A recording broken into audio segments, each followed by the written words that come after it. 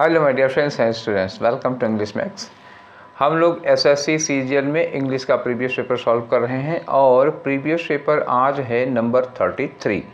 That means कि 32 paper हम लोग कर चुके हैं।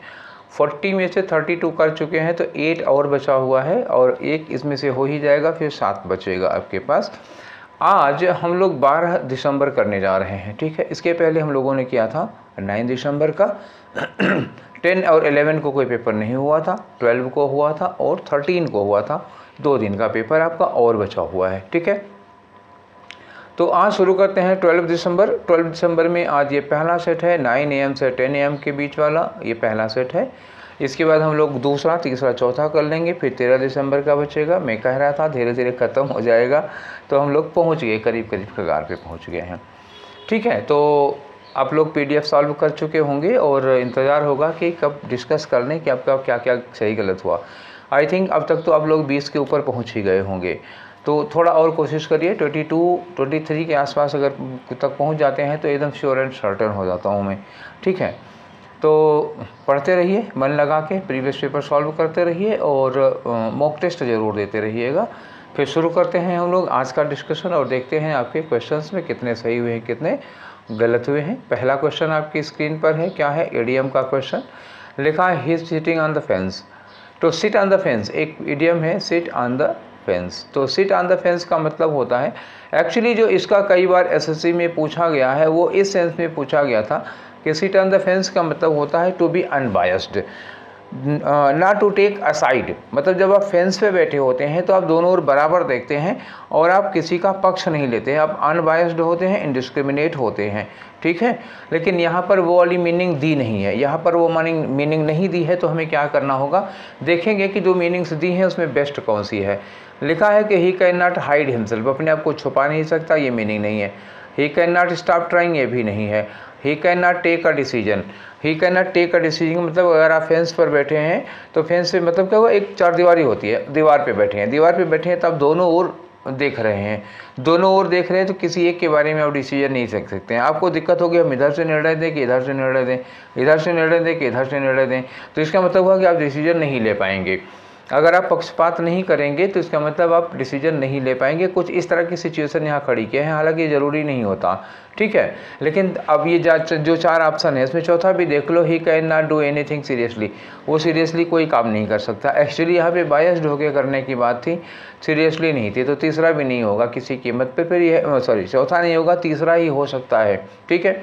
माना कि बहुत सटीक नहीं है उस इडियम के मीनिंग के रूप में, लेकिन तीसरे के अलावा और कोई अलग भी नहीं पा रहा है। तो फिलहाल थर्ड को लेकर के चलेंगे हम लोग, ठीक, क्योंकि पहला, दूसरा और चौथा किसी कीमत पर नहीं हो सकता। आगे आ जाओ नेक्स्ट क्वेश्चन पे। क्वेश्चन नंबर 2 में देखो, ये रीअरेंजमेंट का क्वेश्चन है, PQRS दिया हुआ है। चारों सेंटेंस हैं, छोटे छोटे सेंटेंस हैं, एक पैराग्राफ को इसको मेंटेन करेंगे। तो चलो देखते हैं कि इसमें किसको किसको मिला करके एक पैराग्राफ बन रहा है, कब किस क्रम में बन रहा है। तो यहाँ लिखा है कि honey ants are common insects, common in desert. Honey ants, जो हनी आंट होते हैं शहद वाले, honey ants are common in desert और अदर एरिड क्लाइमेट। एरिड मतलब जो ड्राई क्लाइमेट होता है वहाँ पे अराउंड द वर्ल्ड, पूरी दुनिया में जो डेजर्ट्स होते हैं और जो एरिड क्लाइमेट होता है वहाँ पर हनी आंट्स क्या है, बहुत ही कॉमन पाए जाते हैं, ठीक है। तो ये काफ़ी हद तक सेंटेंस की शुरुआत सा दे रहा है, ठीक है ना। क्या दे रहा है, सेंटेंस की शुरुआत दे रहा है, हनी आंट्स के बारे में बताया जा रहा है। अब यहाँ क्या कि they are part of the worker caste. ये वर्कर कास्ट मतलब जो हनी आंट्स हैं, हनी आंट में वर्कर कास्ट से रिलेटेड होते हैं। तो अभी हनी आंट को 2 भागों में बांटा जाएगा, एक और कोई कास्ट होगा, एक वर्कर कास्ट होगा, इस तरह से है। अब आर में लिखा अदर कास्ट इंक्लूड सोल्जर्स, तो एक वर्कर कास्ट हो गई और दूसरे क्या हो गए, वर्कर सोल्जर हो गए, ठीक है ना, जो कॉलोनी को प्रोटेक्ट करते हैं। अब समझ में आ गया। तो जो हनी आंट्स हैं, हनी आंट्स को 2 वर्गों में बांटा गया, एक वर्कर कास्ट हो गया और एक सोल्जर कास्ट हो गया। सोल्जर कास्ट के लिए अदर लिखा है, इसका मतलब वर्कर के बाद लगेगा। तो ये बात तो तय हो गया कि क्यू के बाद ही आर लगा पाओगे, आर पहले किसी कीमत पर नहीं आएगा, ठीक है। और इसमें एक आखिरी में देखो क्या लिखा हुआ है कि only some honey ants become living larders, केवल कुछ हनी आंट्स ऐसे हैं जो लिविंग लार्डर्स बनते हैं। तो आप बताओ 2 वाले में कौन सा क्रम होना चाहिए, ठीक। कौन सा क्रम होना चाहिए? पहली बात तो हम QR को साथ में रखेंगे, तो देख लेते हैं कहाँ कहाँ QR है। एक ये QR है और QR कहाँ पर है? इसमें तो QS दिया हुआ है, इसमें QR दिया हुआ, एक यहाँ पर है, यहाँ पे QR है नहीं, तो ये दोनों तो नहीं हो सकते। पहले तीसरे में आ जाओ। अब इसमें जो S पहले P बाद में होगा, P अगर पहले बाद में कर दें तो ये सेंटेंस को स्टार्ट कर रहा है, P पहले होना चाहिए, P बाद में नहीं होना चाहिए, क्योंकि हनी आंट्स के बारे में, P में हनी आंट्स के बारे में बताया जा रहा है, पूरा पैराग्राफ हनी आंट्स के बारे में है, तो हम हनी आंट्स P को पहले करेंगे और P के तुरंत बाद क्या लगा देंगे? S लगा देंगे। ठीक है, फिर से देख लीजिए, अब QR साथ में लगा है, इसमें कोई दो राय नहीं। अब इसमें कह रहे हैं कि ओनली सम हनी आंट्स करोगे या जनरल में हनी आंट्स करोगे, तो ये P वाला जनरल में हनी आंट्स के बारे में बताया जा रहा है और उन्होंने कहा कि only some honey ants living ladders होते हैं। ठीक है, अब इन्हीं जो लिविंग लैडर्स है इन्हीं में दो कैटेगरी होती है, तो PS इसके पहले ही लगेगा, PSQR, तो थर्ड वाला कौन सा ऑप्शन होगा? पहला वाला, थर्ड वाला नहीं होगा, फर्स्ट वाला आंसर होगा। ठीक है ना, लग गया? आगे बढ़ें, चलो बढ़ते हैं। आते हैं अब क्वेश्चन नंबर 3 पर। क्वेश्चन नंबर 3 में क्या कह रहे हैं? करेक्ट स्पेलिंग बतानी है, डिसीव्ड की करेक्ट स्पेलिंग बतानी है। ठीक है, तो डिसीव की स्पेलिंग, धोखा देने वाले डिसीव की स्पेलिंग क्या होती है? DECEI होती है, उसके बाद VE होता है, सेकंड फॉर्म लगानी है तो D लगा दो, तो CEI होता है डिसीव में भैया। तो कौन सा होगा? ये गलत, ये गलत और ये भी गलत, ये कौन सी होगी? चौथी वाली होगी। क्लियर हो गई बात? ठीक है, चलिए आगे बढ़ते हैं। क्वेश्चन नंबर 4 में क्या कह रहे हैं? 4 में आप ग्रामेटिकल एरर पकड़ो। ग्रामेटिकल एरर पकड़ने में क्या है? The meeting was held upon, held के बाद अपॉन नहीं लगता, for an hour due to non availability of the committee members, जो कमेटी के मेंबर्स थे वो नॉट अवेलेबल थे। ठीक है, कमेटी के मेंबर्स थे नहीं, तो 1 घंटे के लिए मीटिंग को क्या कर दिया? होल्ड पर रखा गया, मतलब 1 घंटे के लिए उसको क्या किया? 1 घंटे के लिए टाल दिया गया। तो टाल देने के लिए क्या होगा? Meeting was on held. ठीक है, ऑन होल्ड, अब आप यूज क्या कर सकते हैं उसको? ऑन होल्ड, ऐसे हो गया। ऑन होल्ड का मतलब क्या हुआ? थोड़ी देर के लिए उसको होल्ड पर रख दिया गया है। क्लियर हो गया? तो ऑन होल्ड होना चाहिए, गलती क्या होगा? हेल्ड अपॉन नहीं होगा। ठीक है, या हेल्ड बैक कर सकते हो, अगर हेल्ड लगाना चाहते हो, was held back, held back का मतलब थोड़ा पीछे कर दिया गया, 1 घंटा पीछे कर दिया गया, तो हेल्ड बैक हो सकता है।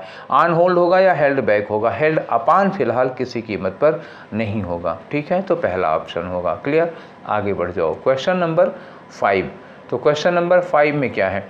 क्वेश्चन नंबर 5 में कह रहे हैं कि नो स्पेलिंग एरर वाला सेंटेंस बताओ। नो स्पेलिंग एरर वाला तो हम एक तरफ से करते चलते हैं। एंजाइटी की स्पेलिंग सही है, one of the most Insidious, SIC नहीं होता इसमें, SIDIOUS होता है, तो पहला गलत हो गया। अब इसी को हम चारों में चेक कर लेंगे ना, इसी को चारों में चेक कर लेंगे, फिर आगे बढ़ेंगे। तो यहाँ पे इंसीडियस में DY नहीं होता, ये भी गलत हो गया। यहाँ पे इंसीडियस में ये सही है, क्योंकि इंसीडियस में क्या होता? IN होगा, SI होगा, DI होगा, O होगा, U होगा, S होगा। INSIDIOUS होता है। इंसीडियस का मतलब क्या होता है? बहुत ही घातक, जानलेवा, मतलब जो छुप कर वार करता है उसको कहते हैं घातक। मतलब जानते हैं, कोई ऐसा दुश्मन जो छुप कर वार करता है, घात लगा के वार करता है, उसको इंसीडियस कहते हैं। तो इंसीडियस में ये जो तीसरे वाले में स्पेलिंग है वो सही है। चौथी वाली देख लेते हो, यहाँ तो DIO, यहाँ पे देखो DIO फिर UOUS, ये गलत हो गया। तो फिर ये तीसरे में, मतलब 3 में इंसीडियस की ही स्पेलिंग गलत हो गई, तो फिर हम और देखने की कोई ज़रूरत ही नहीं है ना, यहीं पे एक फाइनल हो जाता है इंसीडियस में। ठीक, आगे बढ़ लेते हैं। तो हमारा नेक्स्ट क्वेश्चन है क्वेश्चन नंबर 6। क्वेश्चन नंबर 6 में क्या कर रहे हैं? Most appropriate antonym. एंटोनीम किसका? कैकोफोनी का। भैया जहाँ भी कैको लग जाता है वो किस सेंस में आता है? कैको आता है बैड के सेंस में, रूट वर्ड है। और फोनी ले लो, फोन के मतलब क्या होता है? साउंड होता है, आवाज़ होता है। तो कैकोफोनी का मतलब क्या हुआ? खराब आवाज़, कर्कश आवाज़, जो मतलब मधुर ना हो, कानों को चुभती हुई लगे। तो इसका जो आवाज़, इसका जो एग्जैक्ट अपोजिट होता है वो क्या होता है? कैलीफोनी। क्या होगा? कैकोफोनी का अपोजिट क्या होगा? कैलीफोनी। कैलीमोनी क्या होता है? बहुत खूबसूरत, सुंदर, और फोनी माने आवाज़ होता है। तो होना तो चाहिए था कैलीफोनी, लेकिन ऑप्शन में कहीं कैलीफोनी दिया नहीं है। फिर आपको क्या करना होगा? ऐसे में आपको समझौता करना पड़ेगा जो भी ऑप्शंस अवेलेबल है उसमें। कैकोफोनी क्या हो गया, बैड साउंड के लिए लिखा जाता है, ठीक, बैड साउंड, हार्श साउंड, ठीक है। और कोलोफोनी है एक, कोलोफोनी मतलब जानते होते हैं, ये कोलतार होता है। कोलतार जानते हैं क्या होता है, ठीक है। आप लोगों में किसको पता है कोलतार? जो डामर वाली सड़कें बनाते हैं, पिच रोड बनाते हैं, तो जो गिट्टी फैलाने के पहले नीचे एक डामर फैलाते हैं, उसके ऊपर गिट्टी, उसके बाद रोलर चलता है, तो वो कोलोफोनी वो होता है। तारपीन कह सकते हो उसको, तारपीन, कोलतार टाइप का। सिम्फोनी होता है। सिम्फोनी का मतलब क्या होता है, जो आवाज़ें होती हैं, मान लो 10-12 आवाज़ें एक साथ जब आवाज़ निकलती हैं तो उसको सिम्फोनी, सिम के साथ आ जाएगा सिमिलर, फोनी मैंने आवाज़। तो जैसे 8-10 लोग एक साथ कुछ बोल रहे हैं, सब एक साथ एक जैसी आवाज़ में बोलते हैं, तो ये अपोजिट इसका हो सकता है, ठीक है ना। काफ़ी हद तक ये बैड साउंड के लिए होगा कैकोफोनी, और सिम्फोनी काफ़ी हद तक अच्छी आवाज़ के लिए, आवाज़ों में तालमेल के लिए लगता है, तो ये आपका आंसर अपोजिट हो सकता है। पोलीफोनी का मतलब क्या होता है, मतलब जैसे होता है बहुध्वनि। बहुध्वनि का मतलब क्या हुआ, जिसमें बहुत सारी आवाज़ें एक में मिक्स कर देते हैं। पोली मतलब क्या होता है, पोली माने बहुत सारी, फोनी माने ध्वनियाँ होंगी, तो बहुत सारी ध्वनियाँ, बहुत सारी आवाज़ें एक साथ आ रही हैं, ठीक है। और एंटीफोनी, एंटीफोनी का मतलब क्या होगा बताओ। एंटीफोनी का मतलब होता है जब हम प्रत्युत्तर में, किसी चीज़ के जवाब में आवाज़ निकालते हैं, तो वो एंटीफोनी होता है। आप इसको ऐसे कह सकते हो, प्रत्युत्तर ध्वनि। प्रत्युत्तर ध्वनि का मतलब क्या होता है, किसी ध्वनि के जवाब में जब हम लोग ध्वनि करते हैं तो वो प्रत्युत्तर ध्वनि हो जाता है, तो एंटीफोनी होता है वो, ठीक। आंसर आपको मिल गया सिम्फोनी, जो आप डिक्शनरी में पढ़े होंगे वैसा नहीं मिला है। यही होता है एग्ज़ाम की स्ट्रेटजी, ठीक। जो हम पढ़े हैं वो नहीं मिलता है, तो इनमें से क्या होगा, ठीक। इसको कहते हैं आर्ट ऑफ सॉल्विंग पेपर, इसको कहते हैं एग्ज़ाम स्किल, ठीक है। नॉलेज नहीं, इसका एग्ज़ाम स्किल अलग चीज़ होती है, ठीक है। चलो अब आगे बढ़ते हैं हम लोग किस पे, क्वेश्चन नंबर 7 पे, ठीक। अब ये रहा क्वेश्चन नंबर 7 आपका। आपको साइनोनिम बताना है किसका, परमिएट का। परमिएट का मतलब क्या होता है, परमिएट का मतलब होता है वाटर कैन पास थ्रू। क्या होता है, पासेज ऑफ वाटर या पासिंग ऑफ वाटर, ठीक। जहाँ से वाटर पास हो जाए, पानी पार कर जाए जिसको, उसको क्या कहते हैं, परमिएट करना, ठीक है। जैसे हमारे शरीर कोशिकाओं से बनी होती है, ठीक है। तो और body is made of cells, और सेल की जो दीवार होती है क्या होती है, सेमी परमिएबल होती है, क्योंकि बगल से जब कोई भोजन पदार्थ या जो भी चीज़ें जाती हैं तो वो पानी में मिली होती हैं, तो कुछ चीज़ें सेल उसको अपने अंदर जाने देती है, जो सेल वाल होती है, सेल मेम्ब्रेन होती है, कुछ चीज़ों को सेल के अंदर जाने देती है, कुछ को रोक देती है, तो वो सेमी परमिएबल होती है। मतलब क्या होता है कि जो हमारी सेल मेम्ब्रेन है, और cell membrane allows water to pass into the cell, तो उसको परमिएट करना होता है। पानी जिस चीज़ को पार कर लेता है, पानी को, जैसे कपड़ा ले लो, ठीक है। जैसे आप सूती शर्ट पहने हो तो पानी उसको पार कर जाएगा। छाते का कपड़ा होता है, प्लास्टिक होता है, तो पानी उसको पार नहीं कर पाता। तो पानी जो छाते का कपड़ा होता है वो इम्परमिएबल होता है। कॉटन का कपड़ा क्या होता है, बनियान का कपड़ा, वो परमिएबल होता है। समझ गया ना परमिएट का क्या मतलब होता है, ठीक है। तो परमिएबल हो गया, पासिंग ऑफ वाटर। रिमेन का मतलब क्या होता है, उसी स्थिति पर बना रहना। डिफ्यूज का मतलब क्या होता है, डिफ्यूज का मतलब कोई चीज़ जब पानी में घुल जाती है, तो कोई चीज़ पानी में घुलती कब है, जब पानी उसके अंदर प्रवेश कर जाता है, तभी तो वो चीज़ पानी में घुलेगी। जिस चीज़ के अंदर पानी नहीं प्रवेश करेगा, जिस चीज़ के अंदर पानी एंटर नहीं कर पाएगा, वो चीज़ घुल नहीं सकती है। घुलने का मतलब ये होता है कि पानी उस चीज़ के अंदर गया और वो चीज़ें पानी में बिखर गई, ठीक है। पानी उसके अंदर नहीं जा पाएगा तो वो घुलेगी थोड़े ना, ठीक है। तो वो डिफ्यूज़ हो जाना होता है। तो परमिएट का सिमिलर क्या होगा, डिफ्यूज हो जाना होगा।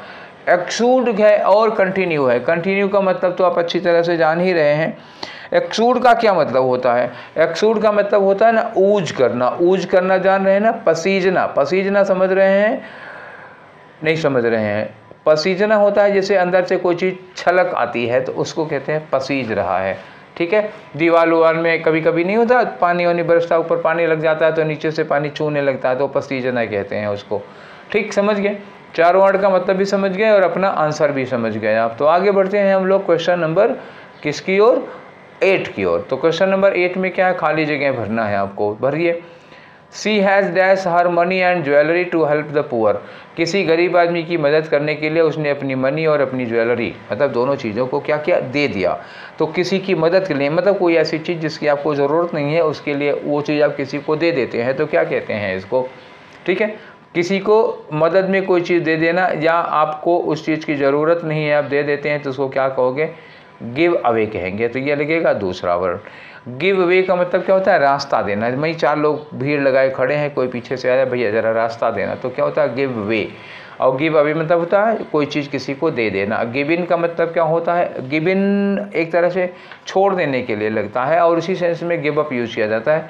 तो गिव अप एक्शन के लिए यूज किया जाता है, ठीक है। तो गिव इन गिव अप छोड़ देने के लिए लगेगा, और गिव अवे दे देने के लिए लगता है। तो यहाँ पे सबसे सुटेबल कौन सा होगा, टू वाला होगा। आगे बढ़ जाते हैं, क्वेश्चन नंबर 9 में आ जाते हैं। तो क्वेश्चन नंबर 9 किस चीज़ से रिलेटेड है, ये वन वर्ड सब्स्टिट्यूशन है। किसका बताना, ये इतना पार्ट का बनाना। कहा माई अंकल इज समवन, मेरे चाचा जी हैं, वो क्या हैं, आगे पढ़ के देखो। हु लव्स गुड फूड, ठीक है, अच्छा खाना उनको बहुत अच्छा लगता है, सबको अच्छा लगता है यार, किसको अच्छा खाना किसको ख़राब लगता है, ठीक है। इस मामले में तो खैर सभी लोग हैं। तो my uncle is someone who loves good food, मतलब एक ऐसे आदमी की विशेषता दी गई है जिसको खाना, मतलब बढ़िया खाना अच्छा लगता है, और knows a lot about it. केवल खाना ही अच्छा नहीं लगता है, वो उसके बारे में बहुत कुछ जानते भी हैं। मतलब क्या हुआ, बड़े खाने के बड़े शौकीन हैं, अच्छा खाते हैं, ठीक, अच्छा खाते हैं और अच्छा बना भी लेते हैं। तो ऐसे लोगों को क्या कहा जाता है, गॉरमेट कहा जाता है। वैसे गॉरमेट वर्ड ज़्यादातर ऐसे लोगों के लिए लगता है जो ढेर सारा खाना खाते हैं, पेटू टाइप के होते हैं, लेकिन वो सुटेबल नहीं है। गॉरमेट एक्चुअली उन लोगों के लिए लगता है जो खाने के शौकीन होते हैं, ठीक है ना, अच्छा खाते हैं, अच्छा पकाते हैं, वो लोग गॉरमेट होते हैं, ठीक है। सॉफर कौन होता है, सॉफर जो होता है वर्दीधारी ड्राइवर होते हैं, बड़े लोगों के ड्राइवर होते हैं ना, जो वर्दीधारी होते हैं, वर्दी पहन के गाड़ियाँ चलाते हैं, तो वो लोग सॉफर कहे जाते हैं। इसको चौफर में समझना, सॉफर है। कॉनाइजर क्या होता है, कनाइजर होता है कलापारखी। कलापारखी का मतलब समझ गए, जो आर्ट वगैरह में उसको बहुत अच्छा नॉलेज होती है, मतलब चित्रकला वगैरह के बारे में, जिससे कोई पेंटिंग वगैरह देखता है तो उसको बहुत गहराई से समझ लेते हैं, ठीक है। हम लोगों की तरह नहीं कि कोई चित्र बना हुआ कुछ समझ में नहीं आता, वो आड़ी तिरछ की रेखाएँ दिखती हैं, समझ में नहीं आता आखिर बना क्या है, कोई थीम भी नहीं पता लगा, वही पेंटिंग 1 लाख में बिक गई, जिसमें हमें कोई समझ में नहीं आया था कि बनाया क्या है। कलिनरी का मतलब होता है रिलेटेड टू कुकिंग, मतलब कुकिंग से रिलेटेड चीज़ होती है, रिलेटेड टू कुकिंग, ठीक है। सारे वर्ड का मतलब समझते रहना, ठीक है, मतलब क्योंकि आज जो ऑप्शन में है कल वो क्वेश्चन हो सकता है। क्वेश्चन नंबर 10 में आ जाओ। क्वेश्चन नंबर 10 में क्या है, करेक्ट एक्टिव फॉर्म। तो correct, select the correct active form of the given sentence. अच्छा, सी केम में तो हुआ नहीं, बिफोर सी केम यहाँ तो बन नहीं पाएगा पैसिव वॉइस, क्योंकि कम और गो की तो बनती नहीं है। All the work had been completed by me, यहाँ से बनेगा, ठीक है। मैं एक बार फिर से आपको क्लियर करके दिखाता हूँ। ऑल द वर्क ये है, हैड बीन कंप्लीटेड हो गया और बाई मी हो गया, तो बाई मी को इधर ले जाओगे तो क्या हो गया, आई, और हैड बीन का क्या होगा, आई हैड, बीन गायब हो जाएगा, कंप्लीट का कंप्लीटेड हो जाएगा, आई हैड कंप्लीटेड। उसके बाद क्या होगा, ऑल द वर्क, तो I had completed all the work. चलो आ जाओ, आई कंप्लीटेड गलत है, आई विल कंप्लीट गलत है, आई कंप्लीट गलत है, आई हैड कंप्लीटेड यही है, ठीक है, बस हो गया काम इतने में। आप वर्ब फिर जानते हैं, सबसे पहले वर्ब पर अटैक करो, वर्ब पे अटैक करो, कहानी आपकी मिल जाएगी। ज़्यादा से दो आंसर तो ऐसे ही एलिमिनेट हो जाएंगे, कभी कभी 3, जैसे अब की वाले में देखो ये 3 के 3 एलिमिनेट हो गए, एक आंसर बचा है, और ज़्यादा मशक्क़त करने की ज़रूरत नहीं है। आ जाओ क्वेश्चन नंबर 11 पर, ठीक है। तो क्वेश्चन नंबर 11 क्या है, वन वर्ड सब्स्टिट्यूशन बताना है आपको। किसका, टू गिव अप कम्प्लीटली या एग्री टू फॉरगो। आगे लिखा है specially in favour of other, तो कि मतलब गिव अप कम्प्लीटली, पूरी तरह से समर्पण कर देना, पूरी तरह से गिव अप कर देना, ठीक है। पूरी तरह से गिव अप करने को क्या करोगे, सरेंडर कर देना, मुँह से यही निकला था, पूरी तरह से सरेंडर कर देना, ठीक है। वेव का मतलब क्या होता है, लो वेव का मतलब होता है माफ़ी या छूट, माफ़ी या छूट, खास तौर से किस में होता है, लोन वगैरह में होता है। कर्ज माफ़ी वगैरह नहीं होती, लोन वेवर आता है, लोन वेवर का मतलब हुआ कर्ज में छूट मिल गई, ठीक है, तो लोन वेवर होता है, ये आ गया। फॉरफीट का मतलब क्या होता है, एग्रीमेंट टूट जाना। जैसे आपने एग्रीमेंट किया था कि 6 महीने में हम आपके पैसे लौटा देंगे, नहीं तो अब मेरा घर आपका नहीं लौटा पाएगा 6 महीने, तो फॉरफीट कर गया। फॉरफीट करने का मतलब एग्रीमेंट आप ब्रेक कर दिए हैं, अब आप कुछ नहीं कर सकते। कोसाइन का मतलब होता है ना लोन एग्रीमेंट पर साइन करना, लोन पर साइन करना, ये होता है कंसाइन। ठीक है, तो समझ लो चारों है तो काम के। आंसर हालांकि सरेंडर हुआ, लेकिन ये बाकी के चारों वर्ड, जो 3 वर्ड बाकी के हैं, वो भी इंपॉर्टेंट हैं। समडे किसी दिन ये क्वेश्चन बन सकते हैं, तो be careful about the meaning of these 3 words. ठीक है, do not concentrate only to the option. आप केवल ऑप्शन पर कंसंट्रेट मत करिए, बाकी तीनों ऑप्शन पर भी कंसंट्रेट करिए, ये आगे चल के काम आएंगे। और प्रीवियस पेपर करते करते आपने देखा होगा कई बार ऐसा होता है कि हम जो पिछले में ऑप्शन पढ़े थे, इस बार क्वेश्चन बन के आ जाता है। ठीक है, तो क्वेश्चन नंबर 11 हो गया। आ जाओ 12 पर। तो 12 में क्या है, एंटोनीम बताना है, किसका, जोपर्डी का बताना है। देखो आ गया कि नहीं आ गया। ये MTS वाला पेपर सॉल्व करा रहे थे तब मैंने बताया था, और एक शुरुआत में जब हम 2, 3, 4 दिसंबर में कोई पेपर था, तो उस दिन वाले में भी जोपर्डी आया था, तो उसमें भी मैं आपको बताया था कि जोपर्डी का मतलब क्या होता है। जोपर्डी का मतलब होता है डेंजर। ठीक है, डेंजर होगा, और क्या हो सकता है, पेरिल हो सकता है, खतरा होता है, थ्रेट हो सकता है, खतरा ये भी है, रिस्क हो सकता है, ये भी है खतरा। ठीक है, तो ये चीज़ आती हैं। जेपर्डी मतलब खतरा हुआ, डेंजर हो गया, पेरिल हो गया, थ्रेट हो गया, रिस्क हो गया, ये सब खतरा हो गया। तो इसकी अपोजिट क्या हो जाएगा भाई, जाहिर सी बात, ये खतरा है तो सुरक्षा क्या है, सेफ्टी हो जाएगा। या आप कह सकते हो प्रोटेक्शन, ये भी हो जाएगा, प्रोटेक्ट करना या प्रोटेक्शन, ये भी सुरक्षा के लिए आ जाएगा। तो खतरे का अपोजिट क्या होगा, सेफ्टी या सुरक्षा। तो अपोजिट में आ जाओ, कहाँ पे, ये सेफ्टी दिया हुआ है। प्रिकॉशन, अब कहोगे कुछ तो प्रिकॉशन भी हो सकता है ना। प्रिकॉशन का मतलब क्या होता है, आप सावधानी रखते हैं। तो खतरा का अपोजिट सावधानी या सुरक्षा, तो सावधानी, अगर सुरक्षा ना दिया होता सावधानी हो जाता। फिलहाल सेफ्टी दिया हुआ है इसलिए ये लगाएंगे। रिस्क और डेंजर तो साइनोनिम में आ जाएगा। ठीक है, ये एंटोनिम में आ जाएगा। क्लियर हो गया ना आपका ये वाला क्वेश्चन। आगे बढ़ते हैं हम लोग क्वेश्चन नंबर 13 में। चलो, तो क्वेश्चन नंबर 13 ये रहा आपका। क्या करना है इसमें, एरर ढूंढो। एरर क्या है, the audience has being angry. भाई हैज के साथ आईएनजी फॉर्म कभी नहीं लगती है ना, हैज हैव हैड के बाद कभी आईएनजी फॉर्म नहीं लगती है। क्या बीइंग ना लग के क्या लगेगा, बीन लगेगा। हैज बीन आना चाहिए, बीइंग नहीं आना चाहिए। पहले पार्ट में है, लेकिन अब ये है तो पहले पार्ट में, लेकिन ऑप्शन में पहले पार्ट में नहीं होगा। ऑप्शन में कहाँ होगा, ऑप्शन में सी, ये देखो थर्ड में दिया हुआ है। तो ये ना सोचना कि हम पहले वाले हिस्से में लगा लिए तो हमारा पहला वाला आंसर होगा। सेंटेंस जहाँ लिखा है वहाँ क्रम दूसरा होगा, और जो ऑप्शन का क्रम है वो दूसरा होगा। जल्दी का काम शैतान का होता है, और शैतानी मत करना। ठीक, समझ गए, आगे बढ़ो। तो अब आ जाओ क्वेश्चन नंबर 14 पर। ये 14 है, वन वर्ड सब्स्टिट्यूशन बताना है। One who can speak 2 languages. ठीक है, तो 2 लैंग्वेजेस के लिए क्या लगा दो, बाई लगा दो। लैंग्वेज के लिए क्या लगता है, लिंग्विस्ट लगता है। ले, स्पेलिंग गलत हो गई, लिंग्विस्ट, NGUIST, बाईलिंग्विस्ट, क्या बाईलिंगुअल कहो इसको। ठीक है, ट्राईलिंगुअल 3 भाषाएं जानता होगा, मल्टीलिंगुअल बहुत सारी भाषाएं जानता होगा, मोनोलिंगुअल 1 भाषा जानेगा, बाईलिंगुअल 2 भाषाएं जानेगा। यही वाला आंसर हो गया। ठीक है, आगे बढ़ो क्वेश्चन नंबर 15 पे। 15 में क्या है, खाली जगह भरना है। शी कुड नॉट कंटिन्यू, वो कंटिन्यू नहीं कर सकती है विद द डैश डाइट, ऐसी डाइट वो कंटिन्यू नहीं कर सकती है to reduce her blood sugar.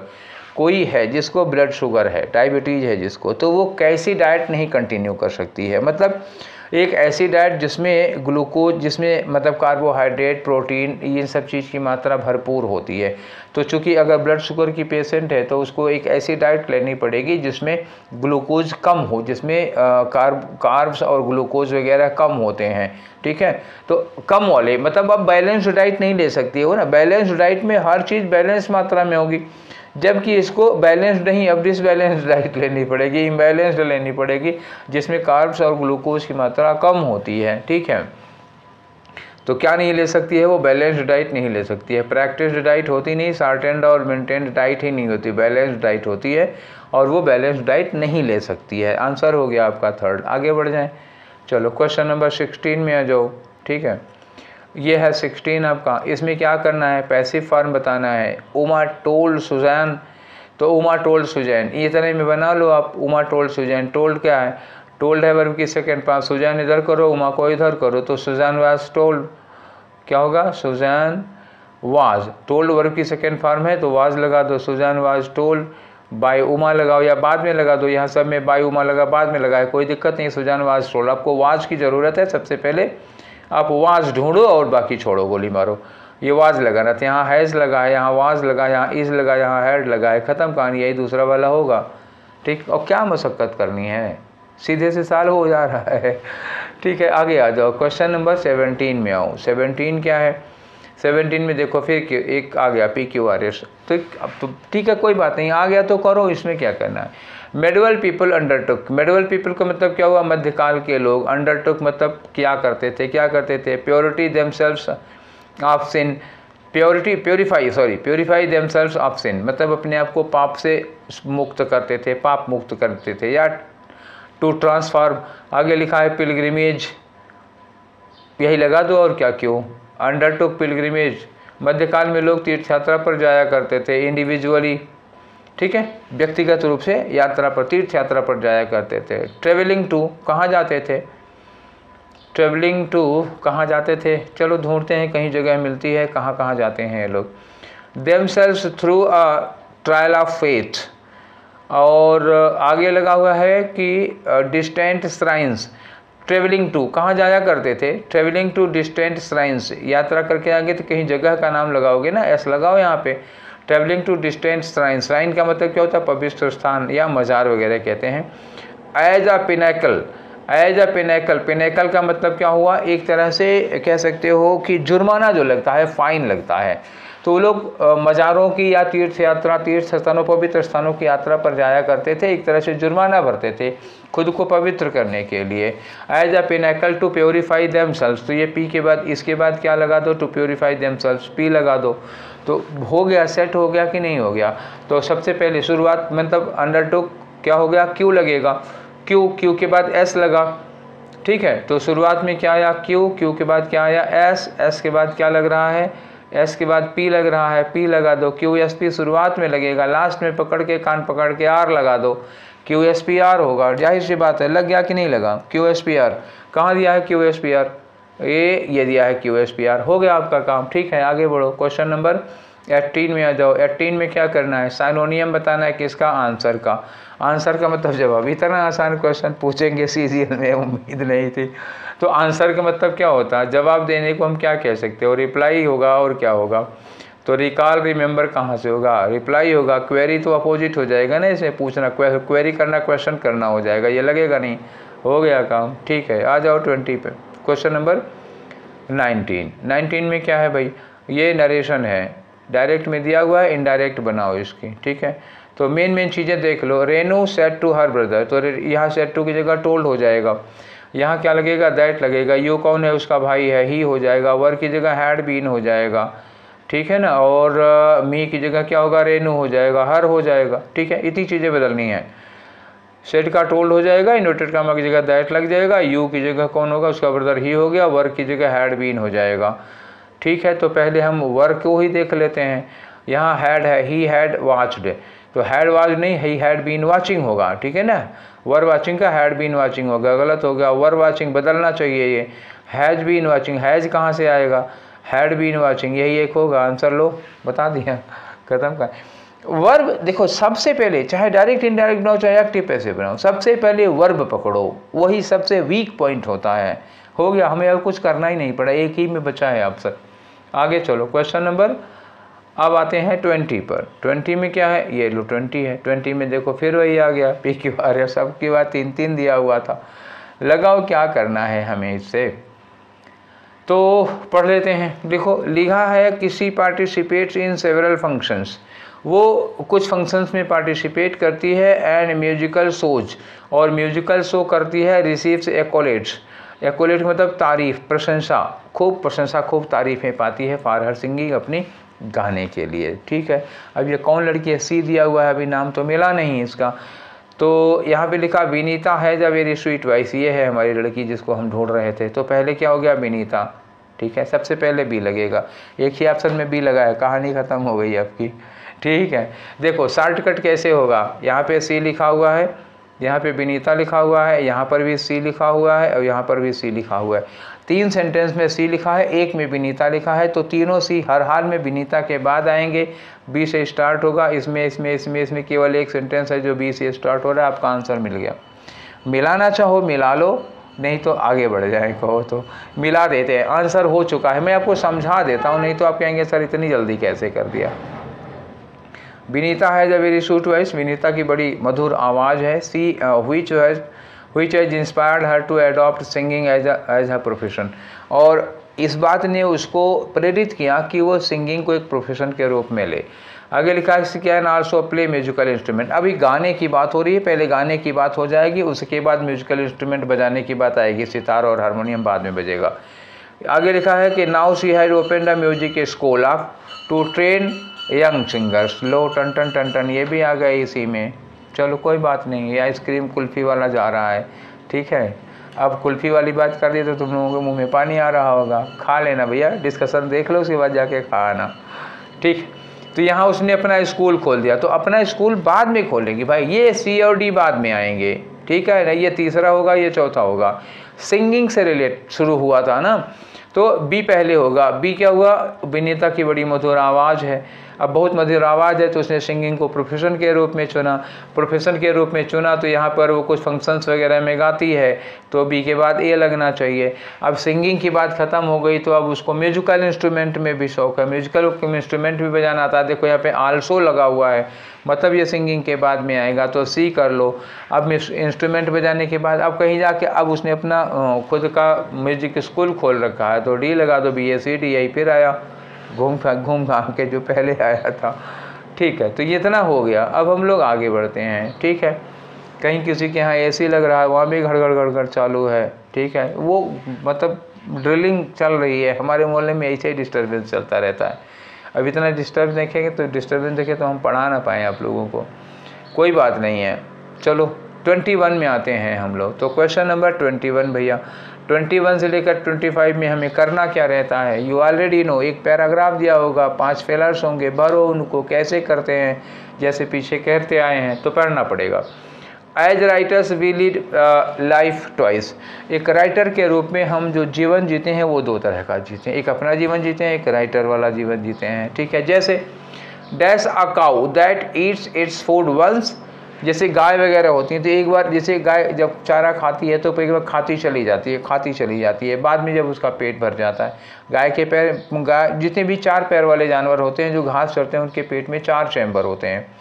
खाना खाने के बाद जिसे चर लेते हैं घास वास, तो एक चैम्बर में चला जाता है वो, वही मतलब उसको अच्छी तरह से उसको बाइटिंग और ग्राइंडिंग नहीं हुई है, अभी उसमें सलाइवा वगैरह नहीं मिक्स हुआ। चरते समय थोड़ा वो सलाइवा मिक्स होता है, पेट के अंदर चला जाता है, उसमें कुछ और गैसें वैसे मिक्स होती हैं। उसके बाद क्या होगा, तो जब ये इनका पेट भर जाएगा, एक जगह बैठ जाती हैं, तो बैठने के बाद वो क्या कहते हैं, जुगाली करती हैं। देखा होगा कभी गाय को बैठे हो ऐसे ऐसे खा के जुगाली, तो उनके पेट से फिर से खाना आ जाता है मुंह में, ठीक है। पेट से वापस आता है मुंह में, उसको बहुत देर तक जुगाली करेगी, जुगाली करने के बाद निकल लेगी, तो अब की बात दूसरे चैम्बर में जाता है, उसमें नहीं जाता, दूसरे चैम्बर में जाता है। तो ऐसे वो जुगाली कर करके उस खाने को पचाती हैं, ठीक है। तो 2 बार खाती हैं एक बार खाते हैं, एक बार जुगाली करके पचाते हैं, ठीक है।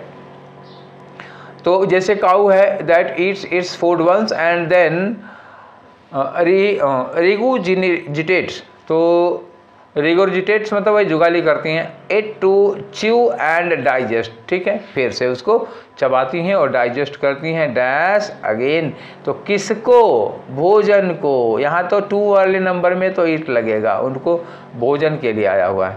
आगे उसी तरह से we have a second chance dash biting into our experience, ठीक है। हमारे पास भी अपने एक्सपीरियंस को बाइट करने का एक सेकंड चांस होता है। एंड एग्जामिनिंग इट, ठीक। आगे लिखा है कि दिस इज़ आवर लाइफ, ये हमारी ज़िंदगी है। And it's not going to last for ever, और ये सदा के लिए नहीं चलेगी। हमारी ज़िंदगी है, थोड़े दिन के लिए मिली है, सदा के लिए नहीं, अमर हो के नहीं आए हो, जाना है एक दिन, थोड़े दिनों के लिए। आगे there is not time to talk about someday, किसी ऐसे दिन के बारे में बात करने के लिए तो हमारे पास टाइम नहीं है कि writing that short story or poem or novel. ज़िंदगी थोड़े दिनों के लिए है, ऐसा तो नहीं कहते चलो ठीक है यार अगले उस दिन लिखेंगे, तो बीत जाएगा, तब तक चले जाओगे दुनिया से, कब लिखोगे, ठीक है। Slow down now, slow down now मतलब थोड़े स्लो हो जाओ। Touch what is dash you, ठीक है, थोड़े रुको, टच करो जो तुम्हारे अंदर है। एंड आउट ऑफ केयर, ठीक है ना, मतलब बड़ी केयर के साथ, बड़ी कंपैशन मतलब बड़ी दया, सहानुभूति और हमदर्दी के साथ क्या करो, फॉर डैश मोमेंट, थोड़ी देर के लिए किसी चीज़ को क्या करो, टच करो, जो हमारे आसपास है उसको बड़ी सिंपैथी, बड़ी सहानुभूति के साथ छुओ, टच करो, एक पल के लिए छुओ। एंड डिटेल पुट, उसके बाद पेन रखो, कागज़ लो, लिख डालो, ये है, ठीक। आगे चलो, अब भरते हैं इसको। तो सबसे पहले क्या कहा इन्होंने कि हमारी जो लाइफ है, राइटर की जो लाइफ है ना, वो दो तरह की लाइफ होती है। जैसे एक गाय दो बार चारा चरती है, जैसे एक गाय, तो यहाँ काऊ के पहले क्या लगाओगे, जैसे एक काऊ, जो लाइक के बाद ऐसे दोनों थोड़ा नहीं लगेगा, लाइक अ काऊ, क्या लगाओगे, अ, ए नहीं और सम काऊ नहीं, लाइक अ काऊ, एक गाय की तरह। आगे आ जाओ, ठीक है। दूसरे नंबर पे क्या होगा, इट, वो पहले उसको मतलब खा जाती है, अंदर लेके चली जाती है, फिर जुगाली करने के लिए इसको क्या करती है, देखो यहाँ क्या लिखा है, रिगोर्जिगेट्स इट, इट लगा ना, टू च्यू एंड डाइजेस्ट, यही इट फिर यहाँ आएगा, इसको इट, डाइजेस्ट इट अगेन, तो क्या लगा लो भैया, इट लगा लो। इन्होंने ही दे रखा है, हम थोड़े ना लगा रहे अपने मन से, जो इन्होंने लगाया वही हम भी लगा रहे। एक वर्ब के बाद इन्होंने इट लगा दिया, दूसरी वर्ब के बाद हमने लगा दिया इट, चलो इन्हीं के हिंट से काम बन गया। नेक्स्ट आ जाओ, ठीक है, नेक्स्ट वाला ये है, थर्ड वाले फिलर में, मतलब हमको यहाँ लगाना है, ठीक है। तो यहाँ क्या दिया है, we have a second chance dash biting into our experience, तो चांस, आप देखो चांस के बाद बिसाइड तो के बगल में तो होगा नहीं, बिसाइड्स होता तो कोई बात भी बनती है। अबाउट बाइटिंग, नॉट बाइटिंग नहीं होगा, क्या होगा, एट बाइटिंग, चांस के साथ हम लगा देते हैं एट, ठीक है। We have a second chance at biting into our experience and examining it, हम अपने एक्सपीरियंस को, हम अपने हम अपने एक्सपीरियंस को एक बार बाइट इनटू करते हैं, ठीक है। चलो हो गया, तो आगे आ जाते हैं नेक्स्ट वाले में। नेक्स्ट वाला क्या करना है भाई, देखो ये है आपका ये वाला फिलर, कहें कि स्लो डाउन नाउ, थोड़ा रुको, थोड़ा स्लो हो जाओ। Touch what is dash you, आपके आसपास जो कुछ है उसको स्पर्श करो, छुओ, बड़ी केयर के साथ, बड़ी हमदर्दी और दया प्यार से, ठीक, एक पल के लिए छुओ, तो क्या होगा, जो हमारे आसपास है, तो जो हमारे आसपास है, तो जो आपके बिसाइड नहीं, बिसाइड होता तो लग जाता, बिसाइड्स नहीं लगेगा, नाइदर और एबव नहीं लगेगा, जो हमारे आसपास है, तो व्हाट इज अराउंड यू। और कितनी देर के लिए छूना है, बस कुछ पल के लिए छुओ, कोई ज़रूरत नहीं है बहुत ज़्यादा देर के लिए, ठीक है। Compassion for each, for dash moment, तो लिटिल मोमेंट होगा, बोथ मोमेंट नहीं, लिटिल तो मोमेंट लग नहीं पाएगा। अब क्या करोगे, फ्यू मोमेंट, मोमेंट में एस लगा होता तो हम फ्यू लगा देते, फ्यू मोमेंट्स होगा नहीं, फ्यू के बाद मोमेंट्स प्लूरल चाहिए था, तो अब ईच मोमेंट लगाओ, और क्या हुआ, अपने आसपास की चीज़ों को छुओ, add out of care and compassion for each moment and detail, जितनी बार, हर पल, मतलब जिस चीज़ को छुओ उसको बड़े प्यार से, हर बार, ईच मोमेंट मतलब हर बार आप उसको छुओ तो बड़े प्यार से छुओ, महसूस करो, पेन उठाओ, पेपर उठाओ, लिख डालो अपनी फीलिंग को, ये होता है राइटर का काम। तो ईच मोमेंट, लास्ट वाले में थोड़ी दिक्कत थी, लेकिन बाकी वाले तीन ऑप्शन नहीं लग रहे थे, ईच के अलावा और कोई चांस नहीं था। लिटिल मोमेंट नहीं होगा, ठीक है, ईच मोमेंट होगा, क्योंकि यहाँ हर बार के लिए कहा जा रहा है ना, ठीक है। तो ये हम लोग भर लिए ना पाँचों, हाँ ठीक है, पाँचों भर लिए। तो ये 25 क्वेश्चन हमारे किसके हो गए, 33 के भी। अब आपके पास बचे हैं कितने, 7 दिनों में मैं इन सबको ख़त्म कर दूंगा। आपका CGL का प्रीवियस पेपर एक फिनिश हो जाएगा। आप लोगों ने कितने कर डाले हैं, जो पिछले वाले जो छोटे हैं जिनको, वो भी कर डालो, अभी टाइम है, रौंद डालो यार, 30 दिन का टाइम है, 30 दिन से ज़्यादा का टाइम है, 40 सेट हैं, एक दो बार देख सकते हो इन सबको। वैसे 2 बार देखने की मुझे नहीं लगता ज़रूरत है, एक बार देख डालो, जो इम्पोर्टेंट चीज़ लगे नोट कर लो बस, और क्या करना है, ठीक है।